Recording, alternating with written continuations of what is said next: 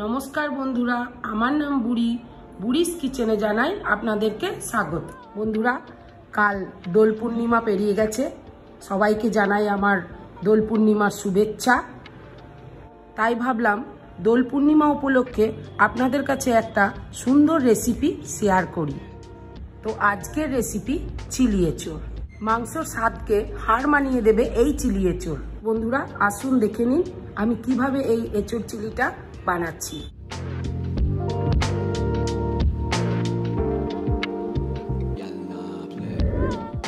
এঁচোড় চিলি বানানোর জন্য আমি সবার প্রথমে এঁচোড়গুলিকে ছোট ছোট করে পিস করে কেটে নিয়েছি।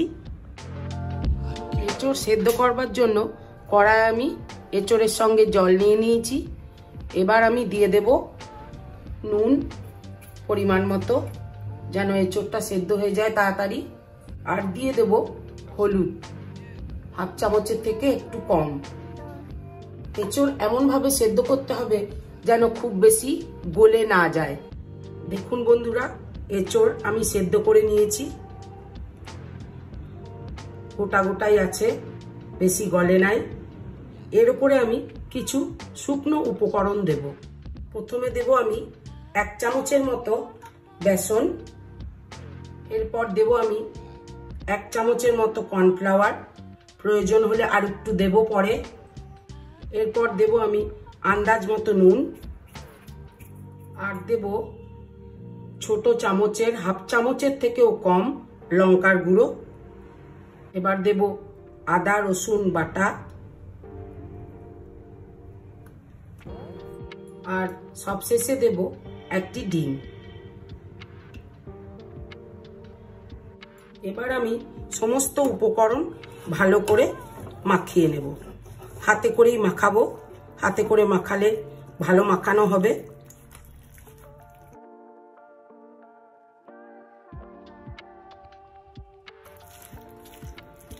দেখুন আমি আগেই বলেছিলাম অ্যারারুট প্রয়োজন হলে আবার দেব, তো আর 1 চামচের মতো প্রয়োজন, আমি 1 চামচ অ্যারারুট দিয়ে দেব। 1 চামচ অ্যারারুট দিয়ে দিলাম। এবার আমি ভালো করে মাখিয়ে নেব।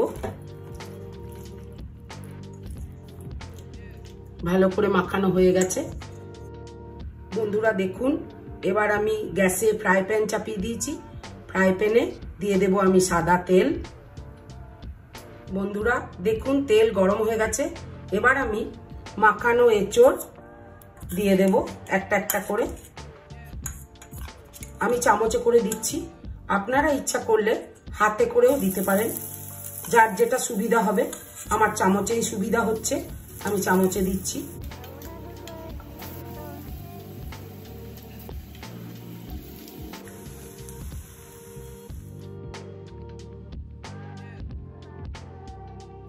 দেখুন ভালো করে লাল লাল করে ভাজা হয়ে গেছে।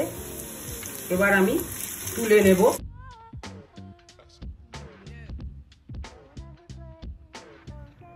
এঁচোড় ভাজা হয়ে গেছে, আর আমি এক্সট্রা তেল নেব না।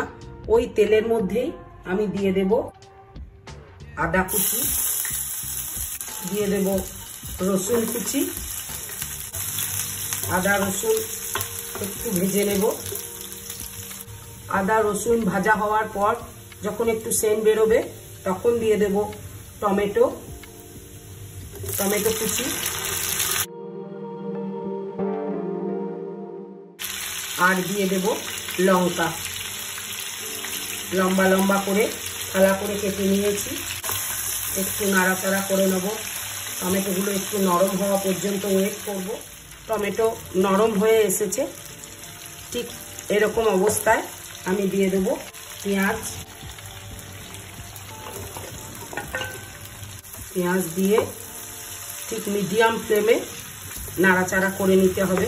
পেঁয়াজ একটু নাড়াচাড়া করে দিয়ে দেব আন্দাজ মতো নুন, আর দেব কাশ্মীরি লাল লঙ্কার গুঁড়ো কালারটাকে আনবার জন্য। এবার দিয়ে দেব 1 চামচের মতো সয়া সস, আর দেব 1 চামচের মতো রেড চিলি সস।